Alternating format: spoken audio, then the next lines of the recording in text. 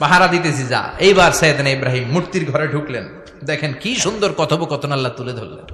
আল্লাহু আকবার। মূর্তির ঘরে, দেবীর ঘরে ঢুকে উনি ঘুরে ঘুরে তাকায়, দেখে একটা এমনি হা আর একটা ব্যা করে এরকম 14-15টা হাত নিয়ে তাকায় আছে। উনি সবগুলার সামনে এভাবে তাকায় আছে, দেখে এক একটা এক এক চেহারা, একটা হাতির গণেশ স্টাইলের, আর একটা এরকম, আর একটা নারীর, আর একটা বাঘের, আর একটা তলোয়ার নিয়ে আইতাছি কোপায় ফেলাবে, আছে না নাই? সবগুলোর সামনে যায়, যে যে দেখে আর অবাক হয় কত ধরনের খোদার কাছে এরা কত কিছু চায়। আর যে দেখে প্রত্যেকটার সামনে ডেজার্টস আইটেম, মিষ্টান্ন, এক একটার সামনে রসমালাই, এক একটার সামনে কালো জাম, লাল জাম, রসগোল্লা, চামচাম, দুধ মালাই, মালাই চপ, আছে না নাই? জিব্বায় পানি চলে আসছে নাকি? তো সাইয়েদনা ইব্রাহিম অবাক, কিরে এত মূর্তি, এত ডিজাইন, এত ভাবে এরা অঙ্গভঙ্গি করে আছে, এত খাবার দেয়া, খায় না কেন? সাইয়েদনা ইব্রাহিম ভাবলেন মনে হয় নাগাল পাই না, আমি একটু তুল্লা ধরি। উনি রসমালাইয়ের বাটিটা নিয়ে যেটা হা করে আছে ওইটার সামনে যায়, কয় খা। কি কয়? বানাই কইতেছি মনে হয়। ফারাগা ইলা আলিহাতিম, মূর্তিগুলোর কাছে গেলেন। ফাকালা আলা তাকুলুন, খাবি না? ওই খাবি না ডারে আমি কিছু খা, কোরআন থেকে বলছে, ঠিক কি না? উনি ভাবলেন ওরা হয়তো খেতে পারে না, নাগাল পাচ্ছে না, কিংবা আমারে দেখে লজ্জা পাচ্ছে।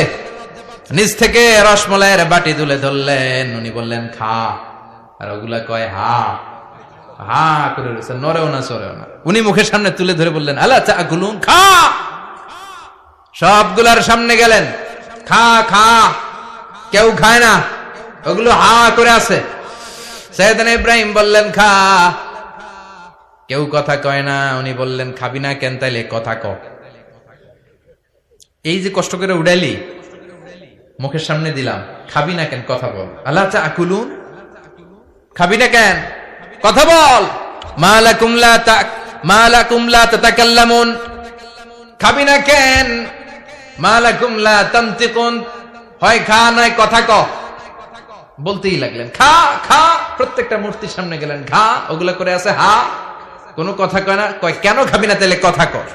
খায়ও না, কথাও কয় না। আপনার ছেলে বায়না ধরছে, আব্বা চানাচুর খাবো। কি খাবো? চানাচুর কিনে দিলেন, এই নে চানাচুর। এখন চানাচুর খায় না। কিরে বাপ খাবি না কেন? কথাও কয় না। খায়ও না, কথাও কয় না। এখন বাকি আছে কোনটা? কথা কর। ফারাগা আলাইহিম দারবাম বিল ইয়ামিন, ডান হাতে কোপানো শুরু করলেন। ইচ্ছা মতো ঘুষি কিল মারতে মারতে মূর্তিগুলার সাইজ।